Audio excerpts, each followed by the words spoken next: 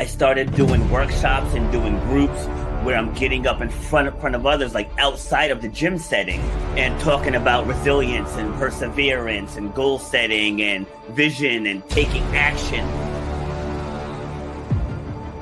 You should know what 1 hour of your time is worth. You should know the value that you bring to the marketplace. You know what your passion is.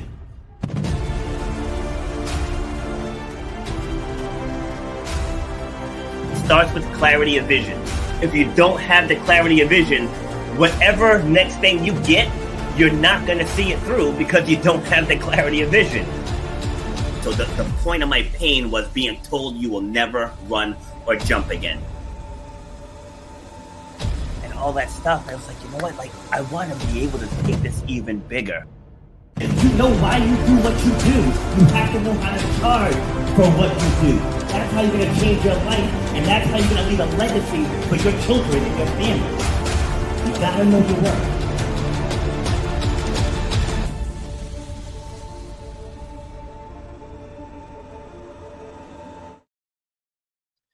Happy Friday, ladies and gentlemen. This is Rob, and I am back with episode number 370 of Shut Up and Grind, where we're all about overcoming obstacles, defying the odds, and inspiring you to clear whatever is blocking the path from the success that you want in this lifetime.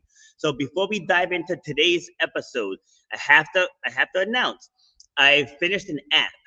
This app is called Veterans Voices, where I'm going to be focusing in on helping to decrease the male veteran suicide rate. So this is where people can take their PTSD, their trauma, whatever it is, they can enter whatever they went through into this app, and it's going to turn that pain into a purposeful story, right? So that's Veterans Voices, and I have a group on Facebook with that same name, Veterans Voices. So I myself didn't serve, but my dad served, and he carried PTSD with him for like 60 plus years of his life. So I've had friends, I have siblings, cousins, aunts, uncles that have all served. So this is near and dear to me. And this is going to be launching probably Monday. So and it's going to be completely free too. I'm not trying to get paid off of this. I just want to help to do what I can in that regard. So people that watch this show, you know, we're all about the comeback, right? Everybody goes through setbacks. Everybody goes through pain. Everybody goes through struggle. But it's not about what you went through. It's about how did it not break you? Okay, that's what this is about. So my guest today, it's been, a struggle getting us to coordinate schedules. Like I had to cancel a couple of times. She had to cancel, but damn it, here we are. And today we're going to be talking about the next generation. We're probably going to talk about a lot of things because you guys know how the show goes. Like you never really know what path we're going to go down, but we're going to do our best to stay focused on the next generation and what we can do to make life better for them. So helping me have this conversation, we're bringing Shannon to the stage. How you doing? I am jazzed after watching that intro again. That's awesome. And I get a good number. 370 couldn't be better, right? 370.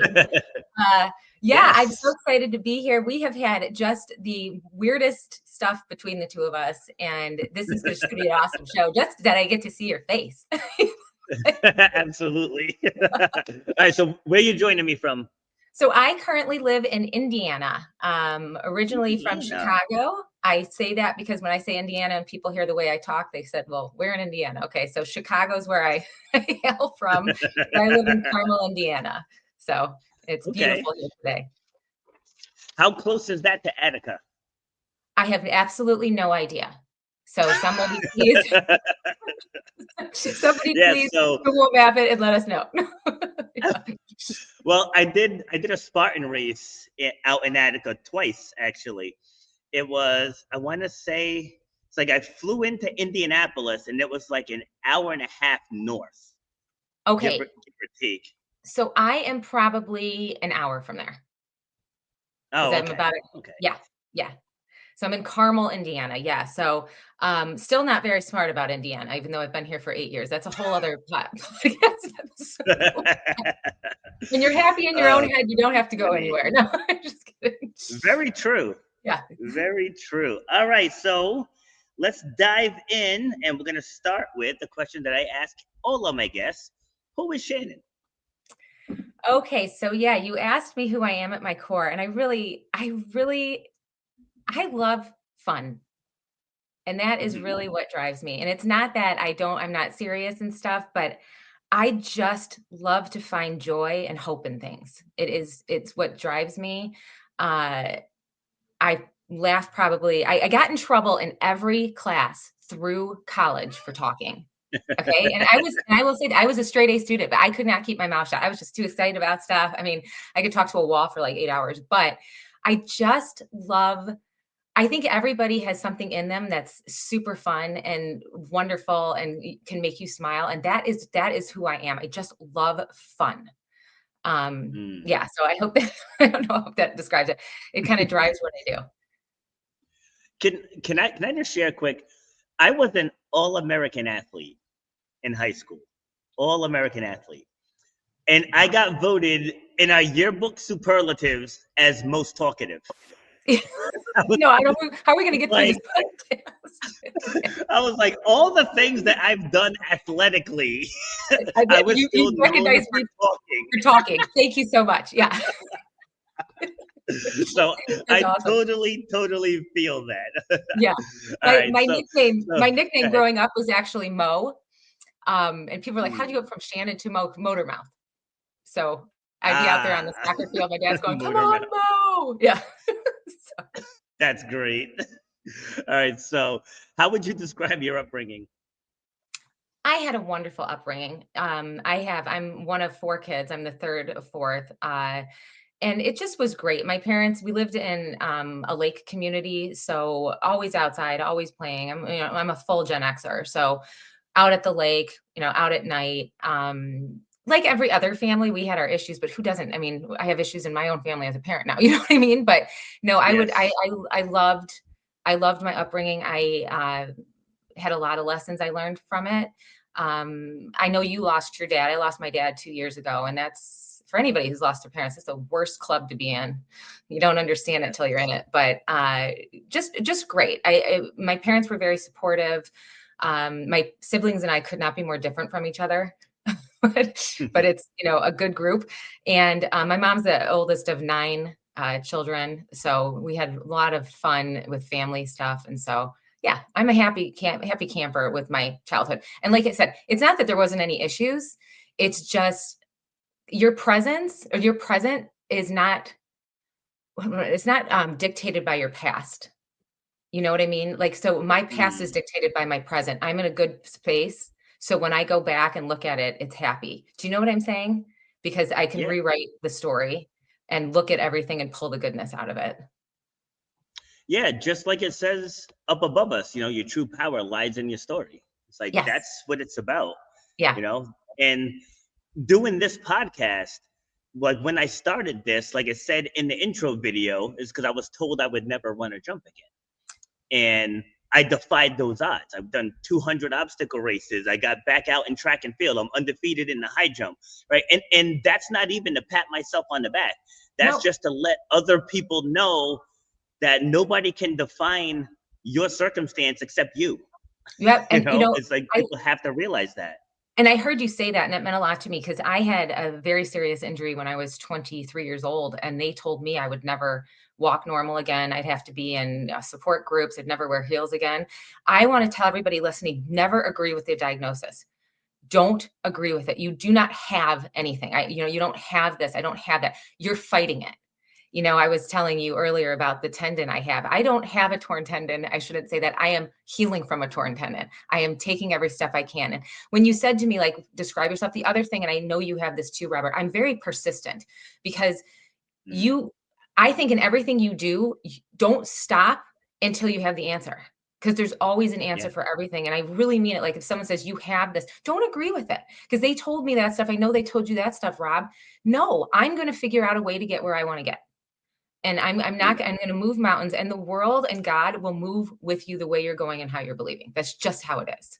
And I think Yes. one of the reasons we have a show like this is that you can hear other people, and God is no respecter of people. He did it for Rob. He did it for me. He'll do it for you. You just got to believe it Yeah, and walk toward it. So yeah, I love that. absolutely. Absolutely. One of my Facebook cover photos in the past, it was a quote that said, "Failure cannot cope with persistence." So you're Yes. absolutely right. Like being persistent is key. It's like with me and in my world, like so me at my core, I'm a competitor. So Okay. everything that I look at is through that lens. Everything that I'm dealing with is through that lens. So that doesn't mean life doesn't throw me lemons. It does. But I'm Right. making lemonade. I'm making lemon squares. I'm making margaritas. It's like you go right down the list. You just figure out, okay, how can I get through this? Right. So what is something that you went through where you had to adopt that mindset and was just like, how can I get through this? Yeah. I think the biggest thing that's changed with me and really the last few years, probably, well, I will say since April this year. So as you discussed when we first came on here, we're talking about we'll talk about the next generation. So something that's really important to me is helping us get our kids off screens. And I have been fighting this battle for 17 years. And I came out with my first attempt at this in 2009 to 2010. And I'm going to put in quotes, it quote unquote failed. Okay. And there's a lot of story behind it. And I lived with the feeling of that failure for a really long time. I went from being an entrepreneur who started a business to being a stay at home stepmom. It's a totally bizarre story that we won't spend time on, but I was a single stepmom. I was a single stepmom. And I really beat myself up. I was like, oh, I was this corporate person. I was this. And now I'm just this. And it occurred to me that you can look at every situation and you can take the bad part about it. But what I now know is everything that is bad can be turned for good, right? And now I can look back at that and I can say, I got the chance to be a mom. Like that is the most beautiful thing to being a parent, to raise souls is like one of the coolest things you can do. So I got that. And then because of that, this thing that I developed was for children, okay? But I developed it without being a parent first. So now I've come back and I'm doing it again, but now you've got me as an entrepreneur who learned the first time. It's no longer a failure. That was a huge lesson for me. I know what I did wrong. I know what I need to do this time. So you've got that. You've also got a woman who's been a mom for 17 years now. So what a thing. So you know what I mean? So I literally beat myself up on that. And then all of a sudden I'm like, what are you doing? You have all this experience now. And I think that's how you can look at all things. It's like, okay, how can I frame this and use this to go forward? So that was a big thing for me. Absolutely, right. On that same token, just 2 years ago, right? 2 years ago, I had my own gym, Mm-hmm. and I dropped the keys on the desk because I had an issue with my business partner, and I walked away. Right, Mm-hmm. that was one of the toughest decisions that I had to make. I mean, there were clients that were with me for 7, 8, 9, 10, 12, 13 years. Like these people were like it literally shattered my soul to do Yeah. this. And for a split second, I went into a dark place. Because even us motivators, we're still human. Mm-hmm. We're still human. Like we feel things. And so for that split second, because like I literally lost everything. Like I was homeless for like 6 days. Not like sleeping on the street homeless, like I was bouncing through hotels, but like I had nowhere to go. And then I finally had to swallow my pride and I called my mom and I was like, can I come home? So at the time I was 48 years old, literally living in my mother's basement, and I was in that dark place.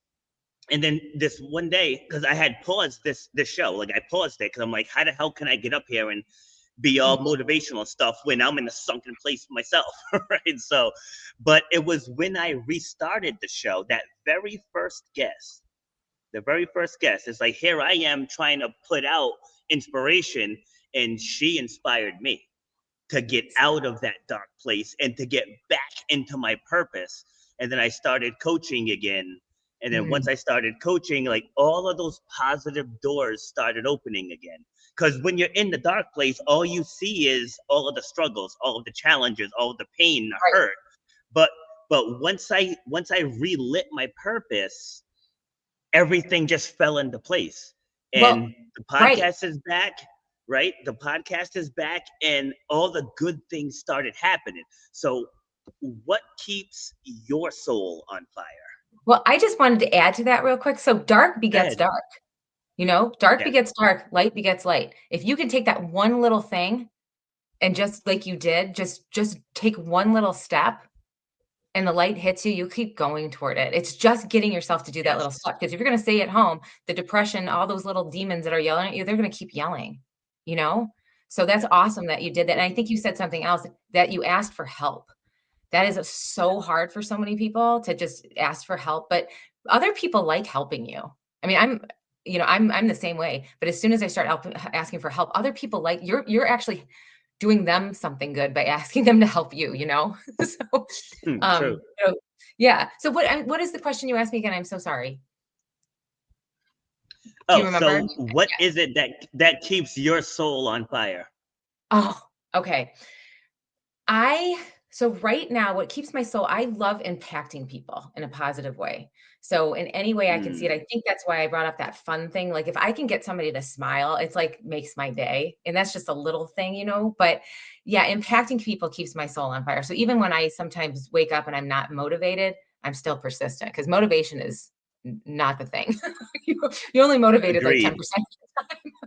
But if you're going to get up and be Yes. persistent, that's the thing. And so if I can think with all the stuff I'm doing, when you're talking about your veterans voices, you're motivated because you know you're going to help veterans. This is so crazy, Robert. I have an app, went into beta testing today. So look at this. Look at Oh, how wow. aligned we are. And Nice. it's for families. And I'm motivated because I want to help parents help their kids get their imaginations back. So even when I don't feel like doing it, which I don't sometimes, I'm like, no, you're doing this for these other people. So that's what motivates me. Love it. So I mentioned earlier that I coach as well. So I coach a track team. And 2 years ago, when I started, I didn't really get in trouble, but I got spoken to by the athletic director because I was talking to the kids about mental performance, right? When you're an athlete, mental performance is a thing, but Right. like, so you said you're Gen X, so we got to be close in age because I'm We're Gen very X close. also. We're very So, close. so when we grew up, right, when we grew up is a little different than the way the world is now. Right? So Yeah. now Yes. it's like mental health is all the rage, and you can't question someone's mental health and all that. But like in talking with the athletes, I was like, listen, I said, you guys can't be bringing stress and anxiety to the track. I was like, that's not how sports work. It's like if you're dealing with stuff, I'm like, leave it up there at the stairway to the track, come down to the track, grind, and then pick up whatever you're dealing with on the way out. And I got in trouble for that. Really. Yes, I got in Wow. trouble for Yeah. that. I mean, I can see So that right now, but yeah. Yeah. yeah, No, I had to find other ways to address it and use other words. Like I couldn't use no anxiety, depression, stress, mental health. I couldn't use any of those words. So when you're dealing with the next generation, like how are you approaching it? yeah, that's really interesting. So one of the reasons I'm going to kind of explain what I do right now. So I Okay. have an app that's coming out and books out there. But my whole point is helping kids and us actually get off these screens so much because it's really having an effect. It's one of the main reasons anxiety and depression is so high right now. That's a whole different Yeah. conversation. But I started it when my stepkids were 4, 8, and 10. Well, now they're 22, 26, and 27. And Yeah. exactly, I started it when I noticed that when I met them, they didn't know how to play. And I'm going, Mm. what in the world is going on with these kids? So I started on this journey of seeing that it was the screens that was doing it for them. And that was 2008. That's before that smartphone came out. So the smartphone just Oh blew yeah. this out of the water, you know? But Yeah. everything I was worried about has come to pass now. In Gen Z, we've got the most anxious generation there's ever been. I call them, instead of bold lions, they're anxious squirrels because their prefrontal cortex was rewired on these screens. It's something the Yeah. good news is we can rewire them. Something we really have to focus on. What I have been doing with them, because I teach a class called Break the Chain. I'm really now trying to get Gen Z into it because they are the ones who really need it. I am finding with them, it's different for all of us. You and me, you could come and punch me in the shoulder. I'd be like, that's amazing. Right. Like we could, yeah, I'd be like, cool. But you don't do that to them. I think with what it is you have to recognize, and it can be hard sometimes, who you're dealing with and how they're going to Yeah. respond to you. And I'm finding with Gen Z, they don't want to be lectured to. They really believe they are much smarter than us, and they are with technology. Let's be honest. Like I don't want to learn half the stuff, but they kind of think that we're lecturing them, I feel like in talking to them, they want to be loved, but not like in the you get a trophy, but they want to be loved and understood because Mm. so much of them hasn't been understood because their whole life has been online. Does that make sense? They actually want human interaction. They want, hugs. And I'm not like a hippie here, but I'm saying like they literally want to be recognized for who they are as a person. And I Yeah. think that's where a lot of the anxiety and the lack of self is coming from because they have not been paid attention to as much as other people have. They're not outside playing like we did. I mean, we spent all of our life outside. That's where you get all your Yeah. that's where you get all your life skills. That's where you get, Mm-hmm. everything. And people are like, oh, it's just play. No, it's not just play. When you're outside playing, you're critical thinking, you're problem solving, you're dealing with difficult personalities, all this stuff. So that generation didn't have that. So we have to approach them in a way knowing that they didn't have it. And also knowing, this is interesting in my research, their brain is actually not wired to have face-to-face conversations. So it actually Yeah. does make them nervous and anxious. So we Mm-hmm. just have to recognize that about them and then just give them a little grace to get that wiring done. Am I making sense? Yes. Yes. So I actually spoke in a high school twice last month, and I completely agree with you. Just with my style is very direct, right? So And it's not. does yeah, it's like, that doesn't really work with everyone, especially that Gen Z. But when I tell you, I had these kids in both sessions hanging on my every word, because I think these kids want to be led, because They on do. the screens you're getting all the negatives, like the world is this and the climate's gonna this and this is gonna that, and it's Well, like and they're they're getting fed all of this right. stuff. All of that stuff, and they're comparing themselves to like unattainable things. You got these people with all Yes. these, beautiful shots of themselves and all this stuff. And I was talking to them, and it's exactly what you're saying. It's like no one knows them. Like Yeah. they've been lectured to, and then of course, yes, the doom scrolling, like, oh, all this is going to happen to you. They do, once you get their attention, they want to listen. So Yeah, that's awesome. Yeah. and keep in mind they did it to us. Remember back in the late 90s where they were like the hole in the ozone layer is going to Yeah. fry the Northeast by the year 2000. You know what I mean? You And made here it. we are, You made 2025. it. We're Yeah. still here, Yeah. right? Yeah. But one of the biggest things, so in that talk in the school, there were 15 other people there to talk. And the instructor told me that I got the most feedback, because I hit those kids. And again, and not even about me, because I just hit them with brutal truths.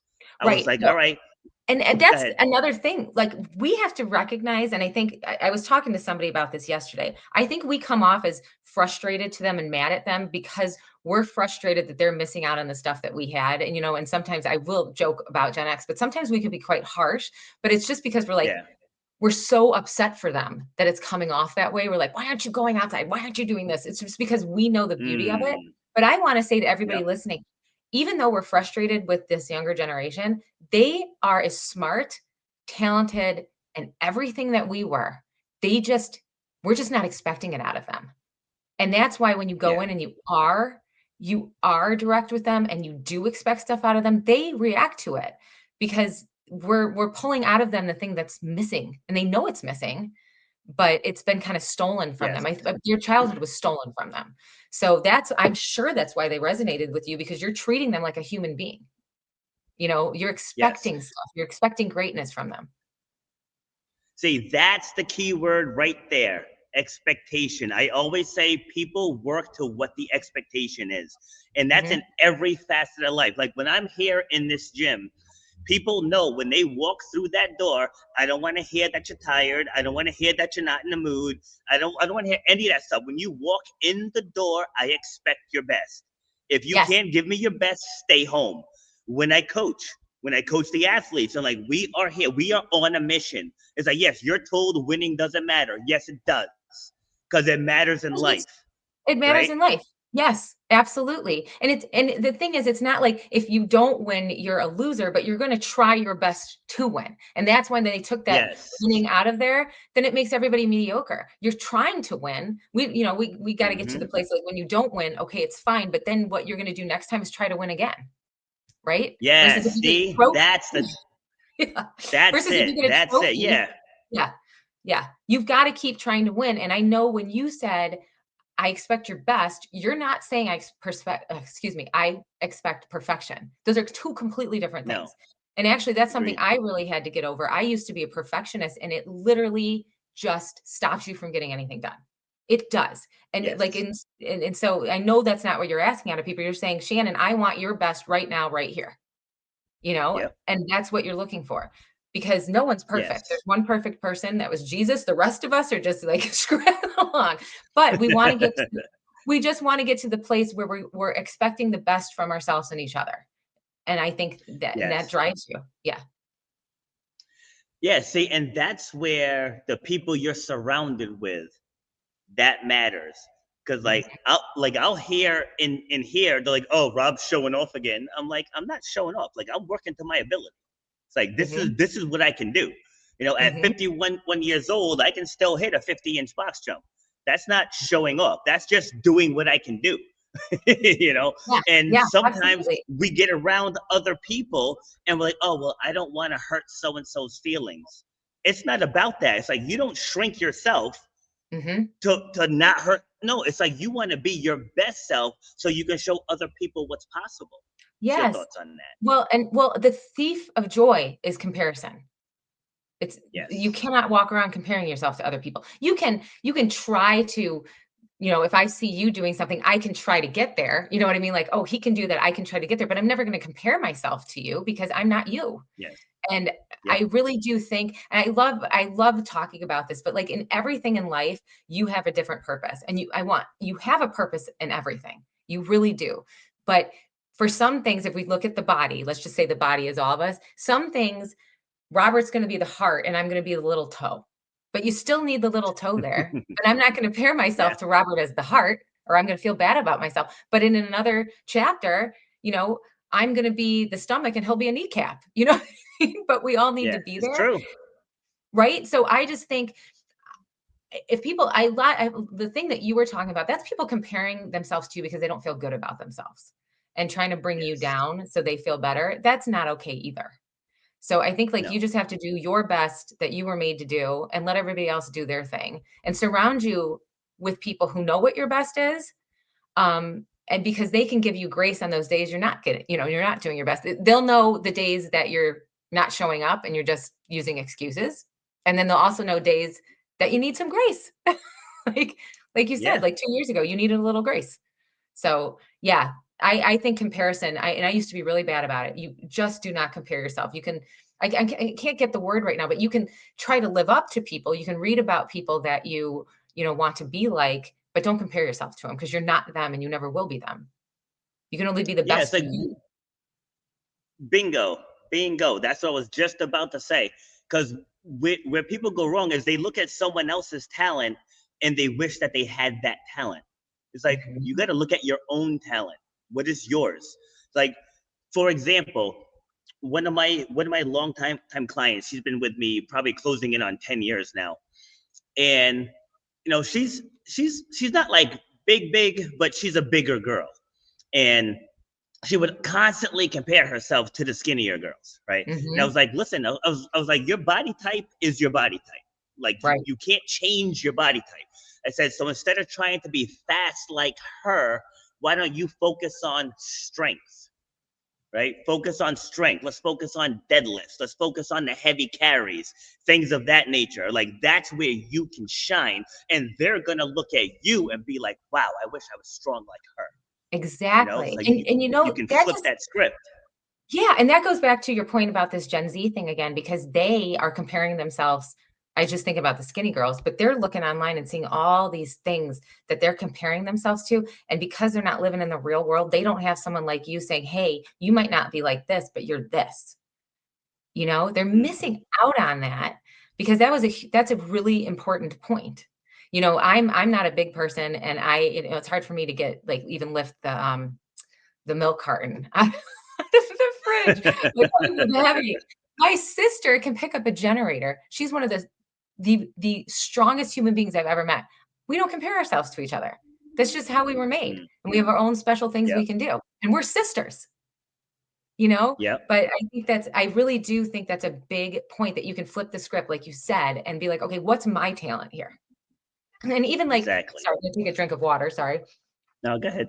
Even so I have children's books, and for a while I was putting them out there, and I'm reading other people's books, and it's okay to read other people's books to get ideas, but I am me. I write the way I write, and the people who like my stuff will like my stuff. Do you know what I mean? I'm Yeah. not going to sit there and compare myself to all these other people, because it literally will drive you crazy and you'll never get anything done. It's the same thing as perfection. Bingo. Yeah. Exactly. See, at 38, so I donated a kidney to my sister back in 2011.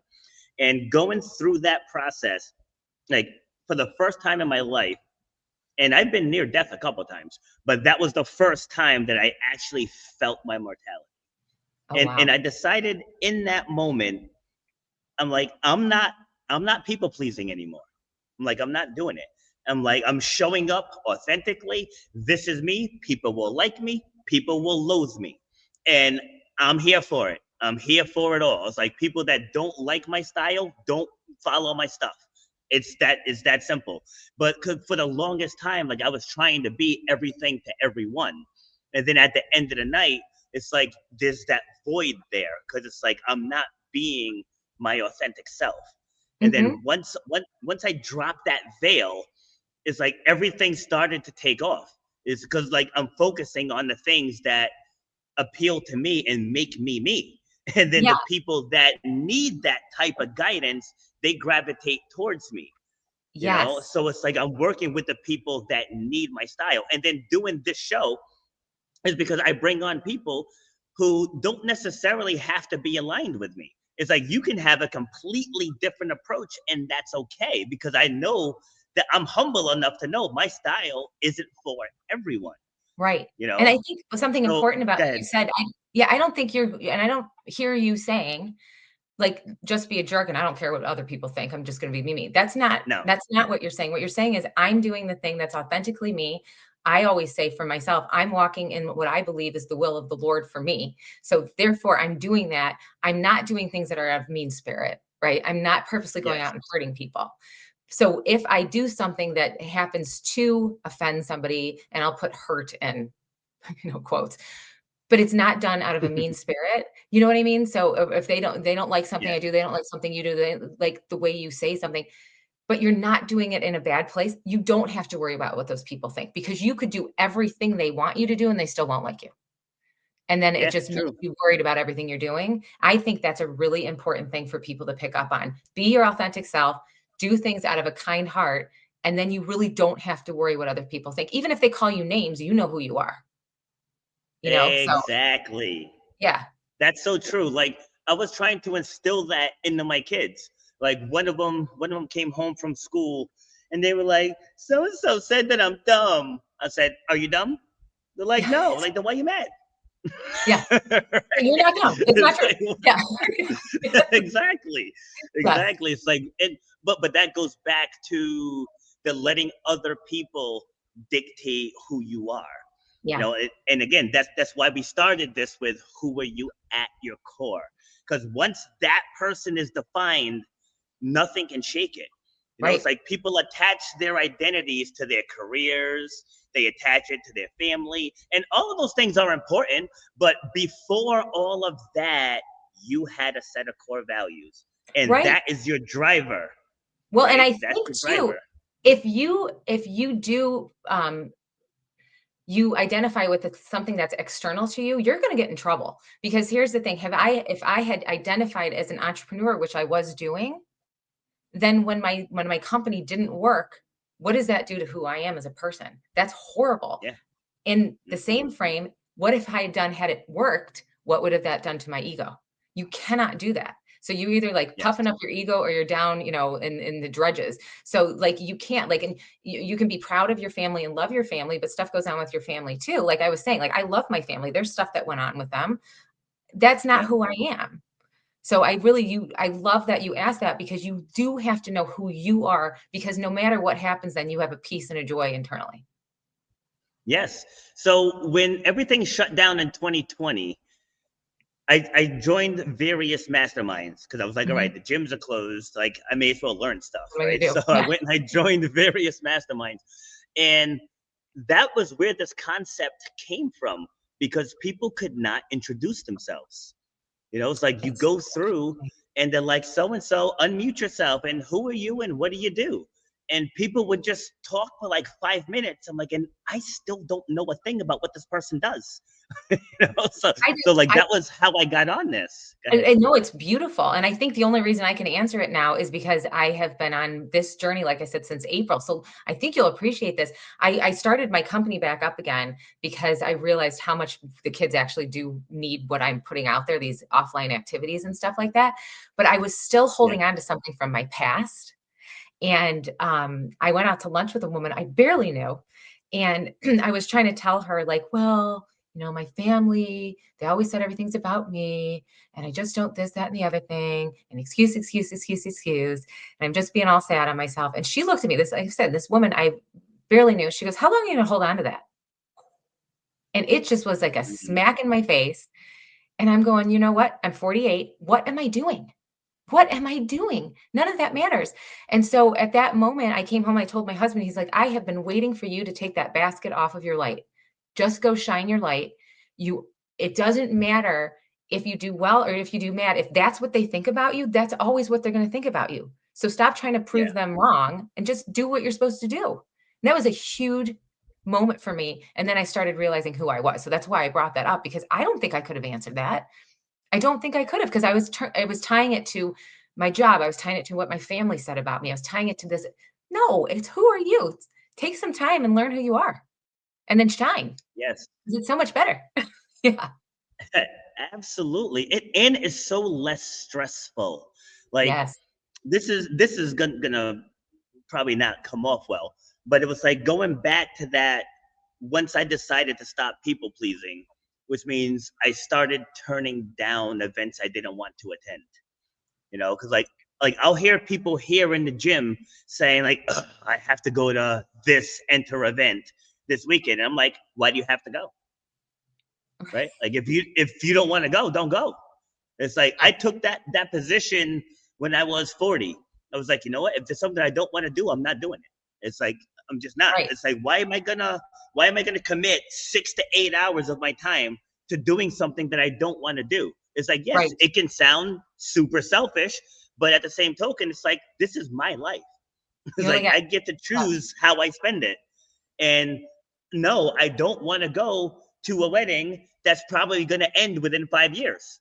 It's like that sounds awful to say, right? But look at the statistics. Mm-hmm. So with me, I would rather spend my time doing something that's actually impacting humanity. Yeah. Doing things like this. I'm working on my second book, which is ready for this title? From My Mother's Basement. Right? That's awesome. Right? So because ever since I moved back home, it's like I published my first book, Shut Up and Grind. I restarted this podcast, which I'm booking into June of next year. I have 40 upcoming gigs going. I have the 2 apps that I'm launching.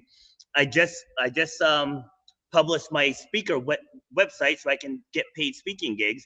It's like I'm literally building an empire right now. Yeah.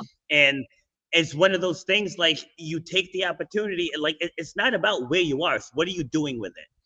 And not to mention, since I've been home, my mom's had a knee replacement surgery. She won a battle with breast cancer. Like she needs help. And with dad not being around anymore, we have almost 1.5 acres of land. Like she can't do all of that by herself. Mm-hmm. You know what I mean? So it's like she actually needs me there as much as I needed her in the beginning. Like, can I sustain myself now? I absolutely can. But it's like if I leave, it's gonna hurt her. Yeah. And I don't want that.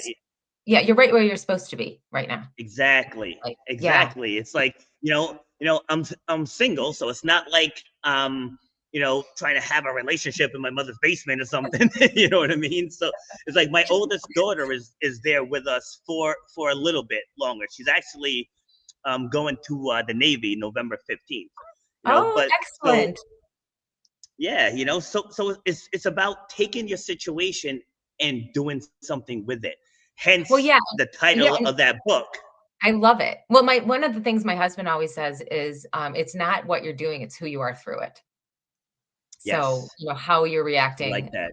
how you're being to people, because that's really what this is for. And it's you also said something else that's really important, but you really only get one time to do this human life, and it's just do the things that are bringing you joy, not in a selfish way. You know what I mean? But you Yeah. get one chance, and I think, the older you get, you realize so many of the things that you thought were important aren't important anymore. And Yes. there's plenty of stuff that you have to do. You were saying, I don't want to do stuff I don't have to do. That's because there's plenty of stuff you have to do. You have to pay your bills. You've got to, fill your car up with gas, all that stuff. And no one wants to do that. I just picked a really small thing, filling up your car with gas, but no one really wants to go do that. Never met anyone Yeah. who's like, True. woohoo, I get to go to the gas station. But yeah, I think it's really good. And I think you're really showing people that you can take a thing in your life that you could be like, oh yeah, I'm living in my mom's basement, but now you're writing a book about it. Like, Mm. that's phenomenal. Yeah. Absolutely. Yeah. Absolutely. And a lot of people wouldn't even admit that. Right. That like they wouldn't admit that. And it's like, why would I not? Like this woman gave me life. Why am I Yeah. gonna be ashamed about being there with her? It's like, yeah, she's helping me, I'm helping her. It's like I pay half the bills. It's like I'm not freeloading, you know what I mean? It's like I pay half the bills there. And cutting the lawn. Like cutting the lawn, that's like a 2-hour affair. Shoveling the No, driveway, we have a that's not a joke. long driveway, right? It's like raking leaves takes like 3 weeks. It's like we have a lot of land and a lot of trees. It's like we live in the country, so it's one of those things where it's like your societal definition doesn't have to be. It's like I don't Right. have to be what society says I need to be. It's like I can be me. Like I spoke on a platform a couple months ago, and they said you have to show up in professional attire, right? And my response was, "Whose profession are we going by?" Oh, I that's said, "Because because I said and my profession requires me to wear a tank top. Well, not requires me, but allows me to wear a tank top." I said, "So why can't I show up to what my profession is?" And they didn't have any answers, so they let me show up like this. that's actually really So like, this is my yeah, professional attire. Yeah. exactly. I'm like, I don't come in here in a shirt and tie. Right? It's like this Yeah. is my uniform, so I want to be able to show up as me. I'm like I've actually turned down gigs. Like I had a paid speaking opportunity for a career and technical school a few years ago, and I said, I can talk to the kids about confidence and resilience and all that stuff. I said, and I can also show them how to make money with their smartphones. And the principal was like, "Oh, we don't want to talk about entrepreneurship with the kids." I was like, "But why?" And she's like, "Well," and these were her exact words. She says, "So our goals for the kids are for them to either enter the workforce or get further education." I'm Oh, like, "Okay." man. I was like, "What are the kids' goals?" Yeah. Because they should know all of the opportunities that are available to them so they can choose what they do. I'm like, why are Right. you choosing what they do? Right. And That's even really when tough. yes, it's like, and even when I spoke at the school last month, they like they wanted me to just talk about the fitness industry. And so I agreed at first, but I knew I was going to spin it a different direction, right? So once I got there, I was like, all right, can I take this in a different direction? And he's like, yeah. I'm like, just trust me, this is gonna be fine. And I went through and I asked all the kids what they wanted to be when they grew up, and like, and not all of them knew. Like the freshman and the sophomore, like they didn't give me the best answers, but for the ones that gave me answers, like I showed them how to leverage it. I was like, all right, you want to be a physical therapist? Like, it's a Mhm. being a is that gonna make you rich? It's like probably not, right? So we live in an age now where we have TikTok and we have YouTube and we have Instagram. I'm like, so how can you leverage your knowledge as a physical therapist? It's like you can put videos online, you can do how-tos, you can make ebooks, and now you can take that information and now you can have multiple streams of income. And even the teacher was looking at me like, wow. It's like we live in that time, like where these young kids, by the time they're 25, they can have 4, 5, 6 streams of income. But we're not telling them that because society wants them in the workforce. What are your thoughts? Yeah. And I think also it's great if a little girl comes up and says, I want to be a mom. That's good. Let her be a mom. That You too. know what I mean? You've got kids that want to be a CEO. Fine, you can be a CEO. You have kids that want to be farmers. I think that we need to really listen to them, like you said earlier, listen to them and figure out who they want to be and then stand behind them. Because Exactly. yeah. No, go ahead. Oh, go ahead. I just was we're trying to put too many people in too many molds, and we're all very, very different. And if you get someone moving toward the thing that they're good at, you're going to see people excel in the craziest ways. But when you try to take someone who wants to be a tradesman and make him go to a 4-year college, that's not going to work because that's not where their drive Exactly. is. Yeah. Exactly. So Yeah. just yesterday on yesterday's episode, I interviewed a psychologist, right? So she did a psychology degree. I am a college dropout, okay? And the two of us had the most amazing conversation about the human mind and about mental health and about anxiety and depression. So I mean, yes, are there some things where a degree is needed? Absolutely. If you want to be a doctor, you gotta go through it. You want to be a lawyer, you gotta go through it. Engineer, so on and so forth.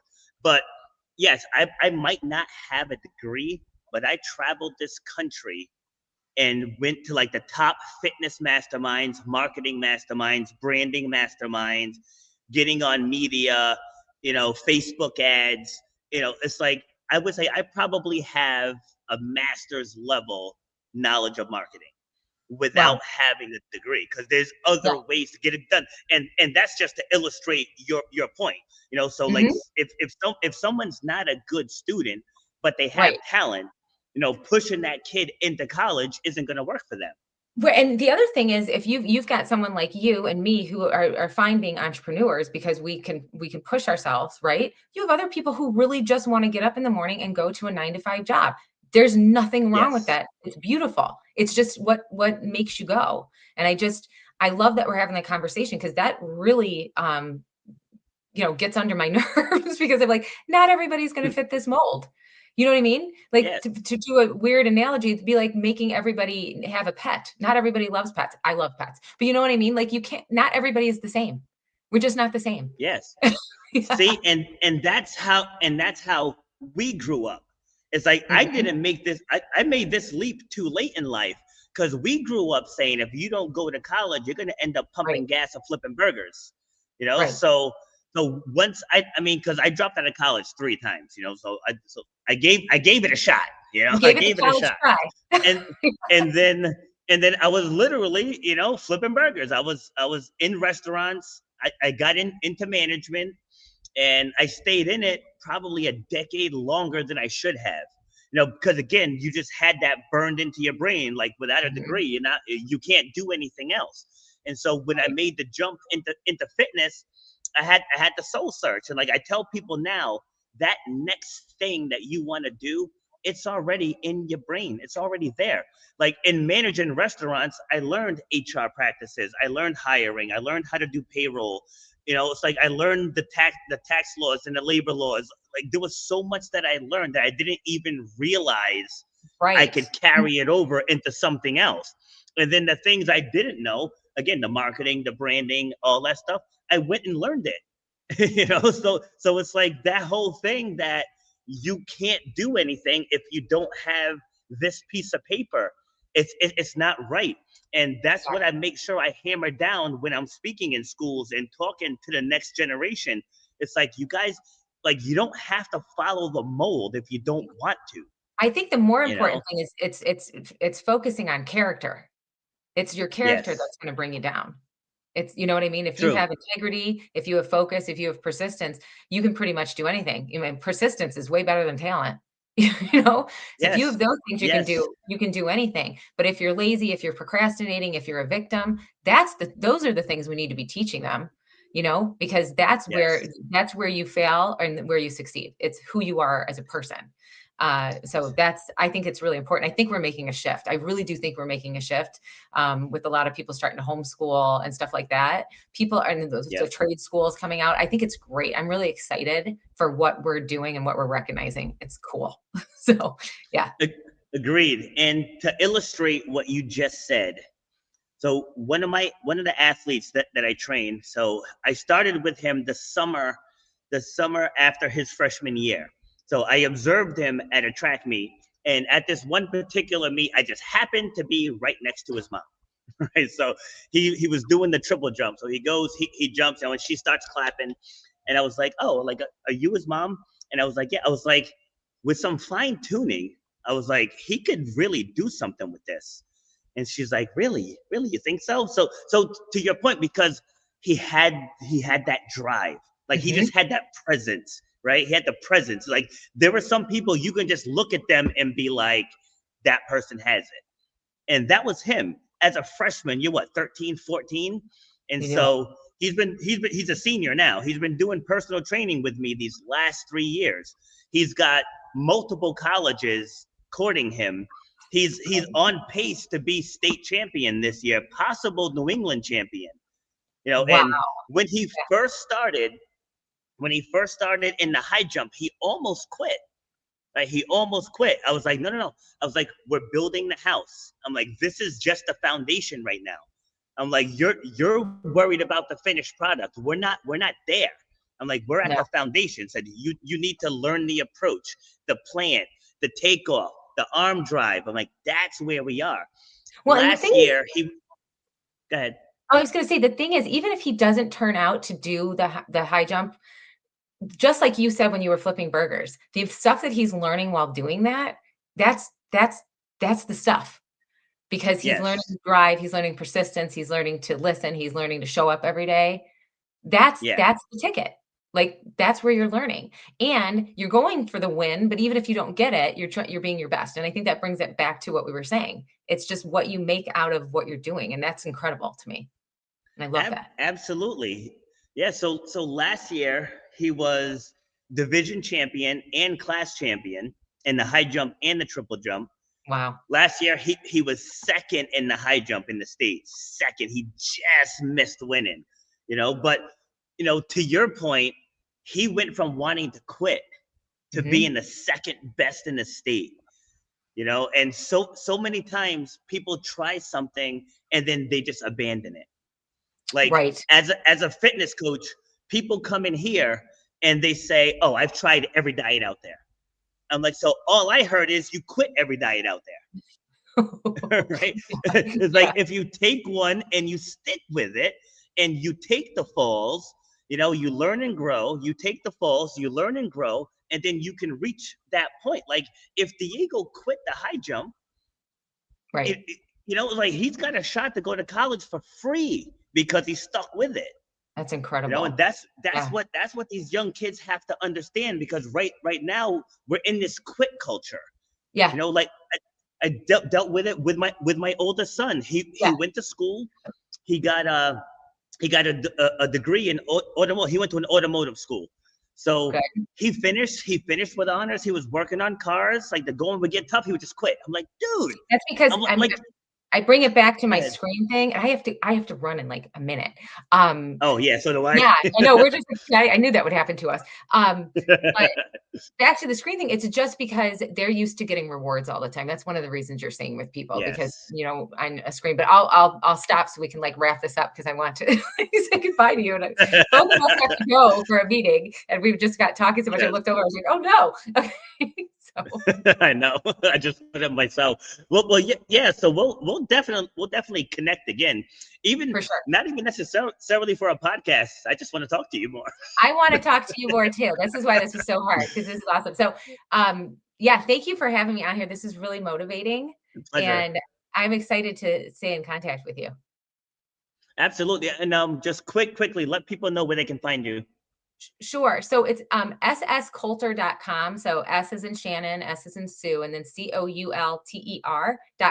If you go out there, you'll see all of my stuff. It's a whole program to help people take their power back from screens so that you become the master of your screen versus it being the master of you. So I'm not telling you to give up technology. I'm just helping you be more intentional with it so you get some peace and time back in your life. So that's what I'm all about. Love it. Awesome. All right. So I'll reach out and we'll definitely connect again. Okay. So thank you for being here. Okay. Right, Thank you for having me. Okay. Bye. Bye. You've been listening to Shut Up and Grind. We hope you've gotten some useful and practical information from this show. Robert has over 20 years experience pouring his knowledge and expertise at many events in the service and fitness industry, as well as secondary schools and universities. He has a true passion for helping others break through the barriers that are holding them back. To book Robert B. Foster to speak or to reach out, go to robertbfoster.com. Till next time, shut up and grind.